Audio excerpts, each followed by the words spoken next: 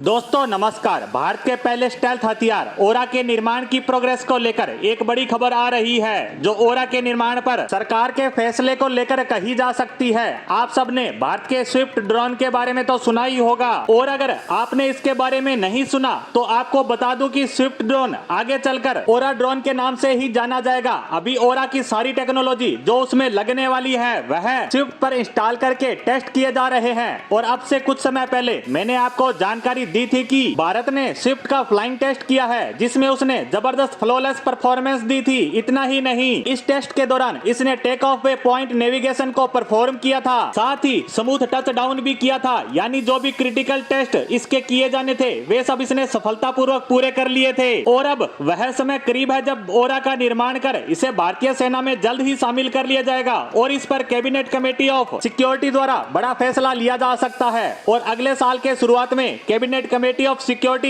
इस प्रोजेक्ट को अप्रूवल दे देगी, जिसके बाद इसका निर्माण शुरू कर दिया जाएगा। वहीं इसके ऑर्डर को लेकर भी अपडेट सामने आ चुकी है। दरअसल रक्षा सूत्रों की तरफ से बताया गया है कि भारतीय सेनाएं ओरा ड्रोन के तकरीबन 100 से ज्यादा ऑर्डर दे सकती है। इसका कारण ये है कि हमारे पड़ोसी दुश्मन देश चीन पाकिस्तान अपने ड्रोन बेड़े को लगातार बड़ा करते जा रहे हैं। बताया गया है कि चीन भी एक स्टेल्थ ड्रोन का निर्माण कर रहा है, और यह ड्रोन वह अपनी सेना में शामिल करने के साथ ही इसे पाकिस्तान को दे सकता है। ऐसे में भारत के पास इन दोनों देशों को काउंटर करने के लिए बड़ी संख्या में स्टेल्थ ड्रोन होने चाहिए। इसके अलावा दूसरा कारण ये बताया गया है कि प्राइवेट फर्म इस प्रोजेक्ट के साथ तब ही जुड़ेंगी जब ओरा ड्रोन का बल्क में ऑर्डर मिलेगा, क्योंकि कम संख्या में ऑर्डर इनके लिए प्रॉफिटेबल नहीं होगा। और प्राइवेट कंपनी तभी काम करना पसंद करती है जब किसी प्रोजेक्ट में उसे फायदा होता नजर आए। इसी कारण ओरा ड्रोन का बड़ी संख्या में ऑर्डर दिया जाएगा। इसी के साथ ओरा ड्रोन पर एक और खबर आई है कि भारतीय नौसेना एक अलग तरह का ड्रोन चाहती है। दरअसल नौसेना डक बेस ओरा चाहती है, जो भारतीय नौसेना के एयरक्राफ्ट कैरियर पर लैंड कर सके, वहां से टेक ऑफ कर सके और अपने ऑपरेशंस को अंजाम दे सके। इसके पीछे भारतीय नौसेना का मकसद है कि